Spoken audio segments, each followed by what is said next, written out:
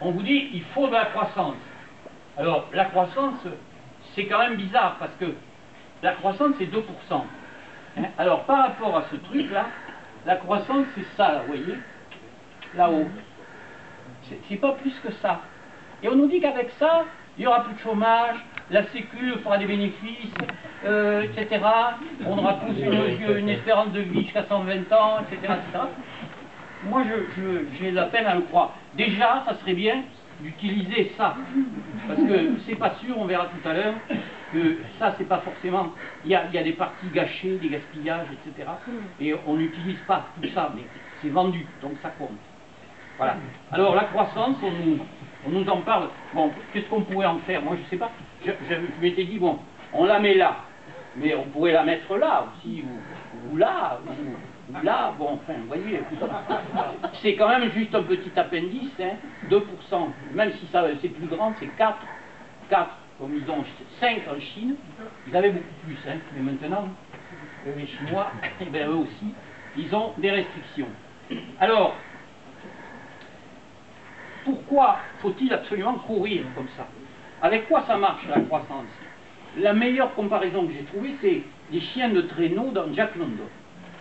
Alors, ça prend un peu de temps, mais il faut absolument que vous sachiez. Vous lirez dans Jack London, je ne sais plus où c'est dans Jack London, mais je suis sûr que je l'ai lu dans Jack London. Il y a les chiens de traîneau. Il y a le chef des chiens. Alors, le chef des chiens, il a une gamelle à son nom, on lui donne les meilleurs morceaux, et puis comme il est attelé devant, le fouet ne touche pratiquement jamais. Enfin bref, c'est le privilégié. En même temps, c'est lui, il croit que c'est lui qui décide où va le traîneau. En fait, on le fait aller à droite ou à gauche, c'est une espèce de cadre, si vous voulez. Et puis après, derrière, il y a les autres. Alors les autres, ils n'ont pas de gamelle, de toute façon, on leur balance les bas morceaux par terre, ils se démerdent, ils se battent entre eux, etc. Et puis comme ils sont près du traîneau, ils prennent des coups beaucoup plus que le chef là-bas. Alors ils ont le chef qui s'éloigne là-bas, et il court après pour essayer de lui mordre de jalousie, de lui mordre de derrière. C'est comme ça que le traîneau avance très vite. Voilà, mais c'est ça la croissance. Il y a des cadres, il y a des... Alors on crée des inégalités. Plus il y a d'inégalités, la croissance et les inégalités, ça marche ensemble. Il ne faut pas nous dire oh, demain on rase gratis pour tout le monde, c'est pas vrai. Il y en a qui seront il y en a qui seront rasés, et puis il y en a d'autres, ils n'auront plus qu'à se dépousser là-bas. Donc tout ça n'est pas bien. Je voulais parler des pauvres. Bon. Enfin bref, les inégalités augmentent. Les Européens vivent au crochet de la planète depuis 400 ans. On a quand même on est 20% de la population, on a 80% des ressources. Ça, peut-être que vous le savez déjà, vous l'avez appris au jardin d'enfants. Hein. Et puis finalement, il y a aussi la colonisation. Alors ça, c'est depuis 400 ans.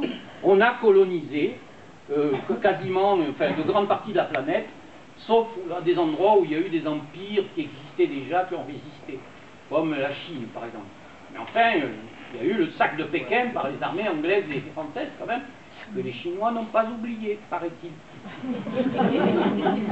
Et oui, non mais, c'est une vieille histoire. Alors là-dessus, pour ça, j'ai eu envie de vous donner Scène de la vie des antilopes, de Jacques Prévert.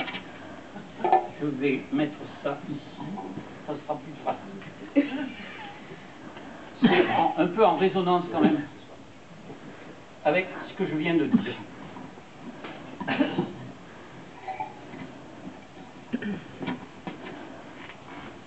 Scène de la vie des antilopes de Jacques Prévert.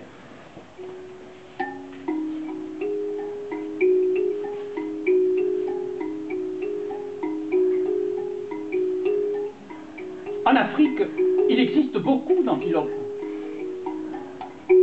Ce sont des animaux charmants et très rapides à la course. Les habitants de l'Afrique sont les hommes noirs. Mais il y a aussi des hommes blancs. Ceux-là sont de passage. Ils viennent pour faire des affaires. Et ils aiment bien que les noirs les aident. Mais les noirs préfèrent danser que construire des routes ou des chemins de fer. C'est un travail très dur pour eux et qui souvent les fait mourir. Quand les Blancs arrivent, souvent les Noirs se sauvent. Les Blancs les attrapent au lasso et les Noirs sont obligés de faire le chemin de fer ou la route. Et les Blancs les appellent des travailleurs volontaires. Et ceux qu'on ne peut pas attraper, parce qu'ils sont trop loin et que le lasso est trop court, ou parce qu'ils courent trop vite, on les attaque avec le fusil. Et c'est pour ça que quelquefois, une balle perdue dans la montagne tue une pauvre antilope endormie. Alors c'est la joie. Chez les Blancs et chez les Noirs aussi, parce que d'habitude, les Noirs sont très mal nourris. Tout le monde redescend vers le village en criant « Nous avons tué une antilope !» Et ils en font beaucoup de musique. Les hommes noirs tapent sur des tambours et allument de grands feux. Les hommes blancs les regardent danser. Le lendemain, ils écrivent à leurs amis « Il y a eu un grand tam-tam, c'était tout à fait réussi. » En haut, dans la montagne, les parents et les camarades de l'antilope se regardent sans rien dire. Ils sentent qu'il est arrivé quelque chose. Le soleil se couche. Et chacun des animaux se demande, sans oser élever la voix, pour ne pas inquiéter les autres. Où a-t-elle pu aller? Elle avait dit qu'elle serait rentrée à 9 h pour le dîner. Une des antilopes, immobile sur un rocher, regarde le village, très loin. Tout en bas, dans la vallée, c'est un tout petit village, mais il y a beaucoup de musique, et des chants, et des cris, un feu de joie chez les hommes. L'antilope a compris.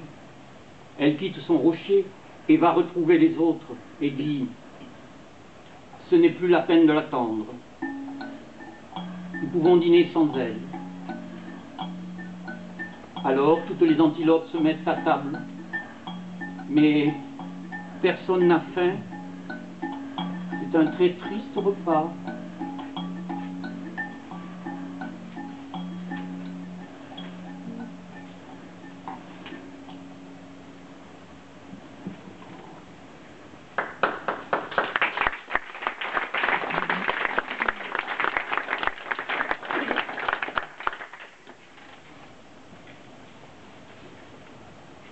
Alors,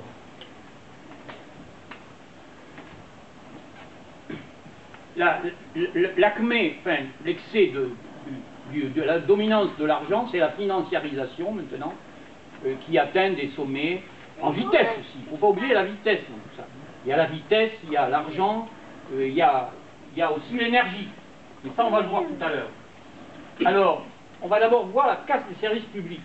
Parce que les services publics, c'est un truc qui n'avance pas assez vite. Où il y a de l'argent à gagner là-dessus. Il y a aussi des gens à larguer, hein, mais ça ne plaît pas aux libéraux. Alors, je vais vous expliquer, parce que ça fait partie quand même du processus de priorité à la croissance. C'est que le service public, l'État, tout ça, il en faut très peu d'État, et le service public, c'est pas très bien, quoi. Alors, les services publics, imaginons un service public, voilà, je ne dis pas de bêtises, un service public à peu près équilibré. Voyons ce que c'est ça. Je ne sais même pas si c'est cela. Non, c'est pas ça. C'est pas celui-là. Donc, c'est celui-là.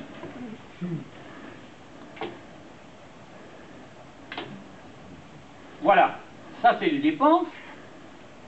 Et ça, c'est... Voilà. Ça, c'est les dépenses et ça, c'est les recettes. Un service public comme dans les années 60, la Poste, la SNCF. Alors, à l'époque, il ne faut pas oublier qu'il y avait la péréquation. La péréquation est en train de disparaître à grande vitesse à la SNCF. Mais elle a même disparu. C'est-à-dire que le bénéfice des grandes lignes payait le déficit des petites lignes de la desserte en surface. Mais la desserte en surface alimenter en trafic. Il y avait 20 000 colis qui partaient chaque année de la gare d'Esperada. Hein, je veux dire, il y avait des trafics importants qui arrivaient par les petites lignes et qui allaient vers les grandes lignes. Et tout ça, il y avait aussi des trafics de voyageurs, bien entendu, ça a même été calculé. Et ça, c'était la péréquation. À la poste, un seul prix du timbre, mais vous imaginez bien que trois sacs de courrier entre le 14e et le 15e arrondissement à Paris, ça ne coûte rien. Par contre, une lettre entre Cals et Kirbajou, là, il y en a 2 par an, c'est certainement très cher. Et alors, à ce moment-là, sont arrivés les segmenteurs, dans les années 80, 90. Ils ont dit, ouh, mais attendez, là, regardez, il y a 2 secteurs. Il y a un secteur A et un secteur